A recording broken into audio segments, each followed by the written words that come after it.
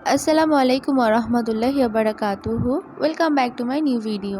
আজ আমি আপনাদের সাথে কাঁচা কাঁঠালের একটা ভিন্ন ধরনের রেসিপি শেয়ার করব, যেটা কিনা তৈরি করা ভীষণই সহজ এবং খেতে খুবই মজাদার। আর এইভাবে কাঁঠাল রান্না করলে মাংসের উপর চাপটাও কমে যাবে এবং খেতে ভীষণই মজাদার হবে। যারা কিনা কাঁঠাল খান না তাদের কাছেও এই রেসিপিটি খুবই ভালো লাগবে।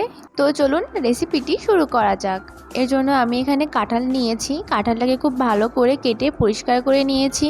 আর এই কাঁঠালের টুকরাগুলো আমি একটু বড় বড় রেখেছি। এখন এগুলো একটা কড়াইতে দিয়ে তাতে 2 কাপ পরিমাণ পানি দিব। এখন এর মধ্যে দিব পরিমাণ মতো লবণ এবং 1/4 টিস্পুন হলুদের গুঁড়া দিয়ে খুব ভালো করে মিশিয়ে নিব। নিয়ে এখন 20 থেকে 15 মিনিটের জন্য এটাকে সেদ্ধ হতে রেখে দিব। কাঁঠালটা সেদ্ধ হয়ে গেছে, দেখুন একদম পারফেক্টলি সেদ্ধ হয়ে গেছে। এখন এখানে আমি থাই সহ মুরগির 2টা লেগ পিস নিয়েছি। এখন এর মধ্যে দিব পরিমাণ মতো লবণ, সামান্য একটু হলুদের গুঁড়া এবং 1/2 টিস্পুন আদা রসুন বাটা দিয়ে এগুলোকে খুব ভালো করে মিশিয়ে নিব। এদিকে কড়াইতে তেল গরম করে নিয়েছি এবং এই সবগুলো মাংসের টুকরাগুলো তেলের মধ্যে দিয়ে হালকা বাদামি হওয়া পর্যন্ত ভেজে নিব। মাংসের টুকরাগুলো ভাজা হয়ে গেলে এখন এগুলো আমি তেল থেকে উঠিয়ে নিব।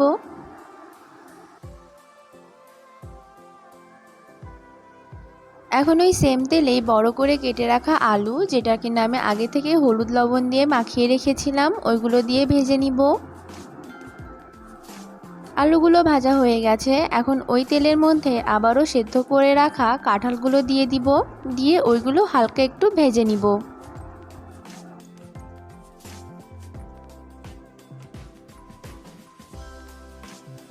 কাঁঠালগুলো ভাজা হয়ে গেছে, এখন এগুলোকে উঠিয়ে নিব।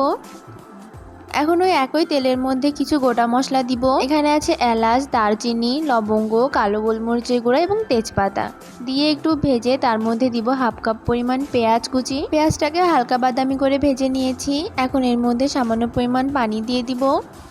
এখন এর মধ্যে দিব 1.5 চামচ আদা রসুন বাটা, দিব পরিমাণ মতো লবণ, 1/2 টিস্পুন হলুদের গুঁড়া, 1 টিস্পুন লাল মরিচের গুঁড়া, 1/2 টিস্পুন জিরা গুঁড়া, 1/2 টিস্পুন আস্ত ধনিয়া গুঁড়া, 1/4 টিস্পুন ধনিয়া গুঁড়া দিয়ে খুব ভালো করে এগুলোকে একটু কষিয়ে নিব।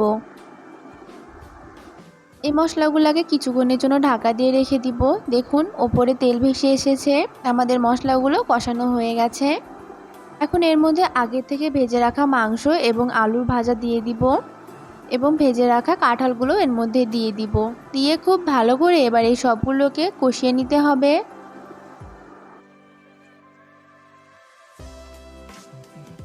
3-4 মিনিট খুব ভালো করে এইগুলোকে কষিয়ে নিতে হবে।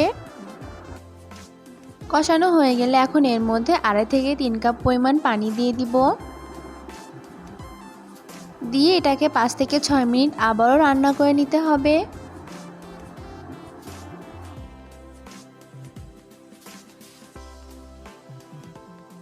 এই তরকারিটা রান্না করতে খুব বেশি সময় লাগবে না, কারণ আমাদের সমস্ত উপকরণ আগে থেকে কিছুটা পরিমাণ সেদ্ধ করা আছে। 2-3 মিনিট কিছুক্ষণ নাড়িয়ে চাড়িয়ে রান্না করে নেওয়ার পর এখন এর মধ্যে দিব 1/2 টিস্পুন জিরা গুঁড়া, 1/3 টিস্পুন গরম মশলার গুঁড়া দিয়ে খুব ভালো করে এগুলোকে মিশিয়ে নিতে হবে। এখানে আরও 3-4 মিনিট রান্না করে নিলে আমাদের তরকারিটা পারফেক্টলি তৈরি হয়ে যাবে। এখানে আপনার তরকারিটা দেখে বুঝতে পারছেন কত অল্প পরিমাণ মাংস আমি এখানে ব্যবহার করেছি। এইভাবে কাঁঠালের তরকারি রান্না করলে মাংসের উপরে চাপটাও কমে যাবে এবং খেতে ভীষণই মজাদার হবে। এখন এই তরকারিটা আপনারা রুটি, পরোটা অথবা ভাত যে কোনো জিনিসের সাথে খেতে পারবেন। এটা খুবই মজাদার হয় এবং তৈরি করা ভীষণই সহজ। কাঁঠালের তরকারি তো অনেকভাবেই খান, এইভাবে একবার ট্রাই করে দেখতে পারেন। আশা করি আপনাদের সকলেরই ভালো লাগবে। আশা করি আমার আজকের রেসিপিটি আপনাদের কাছে ভালো লেগেছে। দেখা হবে নেক্সট ভিডিওতে ইনশাআল্লাহ। আল্লাহ হাফেজ।